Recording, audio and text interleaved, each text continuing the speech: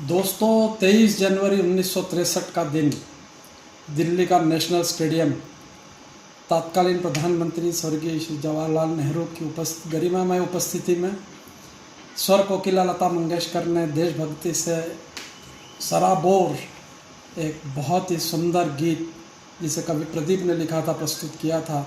जिस गीत को सुनकर नेहरू जी की आंखों में आंसू आ गए थे। ऐ मेरे वतन के लोगों, जरा आँख में भर लो पानी।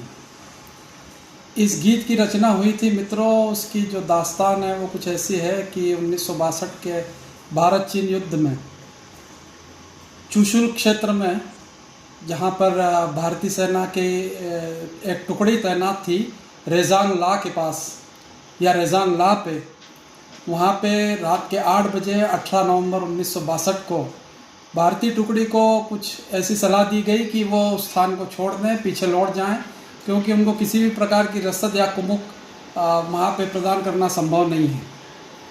उस स्थान पर जो कमांडिंग ऑफिसर थे मेजर शैतान सिंह, जिनका जन्म जोधपुर राजस्थान में हुआ था, उनके साथ जो 120 सैनिक थे, उन्होंने उनसे कहा कि देखो ऐसा है, जो छोड़ना चाहता है इस चौकी को, वो स्थान को छोड़ के जा सकता है।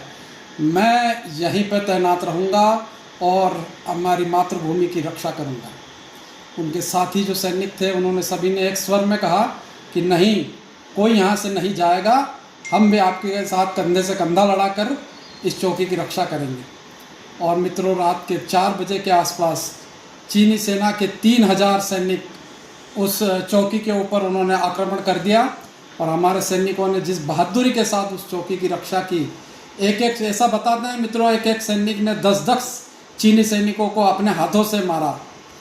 जब उनके पास की सारी जो हथियार थे, गोला बारूद थे, बम थे, हथगोले थे, बंदूक की गोलियां थी, सब खत्म हो गई। फिर भी उनका जोश ठंडा नहीं हुआ मित्रों। और 120 सैनिकों में से 114 सैनिकों ने अपने प्राणों का न्यौछावर कर दिया देश के ऊपर। वहाँ के commanding officer major Shaitan Singh को मरणोपरांत परमवीर चक्र से सम्मानित किया गया। और इसके बारे में जो जानकारी मिली मित्रों, वो काफ़ी देर बाद मिली। कई दिनों बाद जब उस 120 की टुकड़ी में से कुछ जवान किसी तरह अपनी जान बचाकर वापस दिल्ली पहुँचे और उन्होंने बताया, तब उनकी खोजबीन शुरू हुई।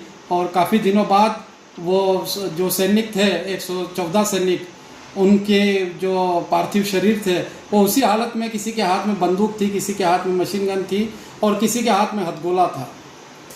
दोस्तों, ऐसे वीर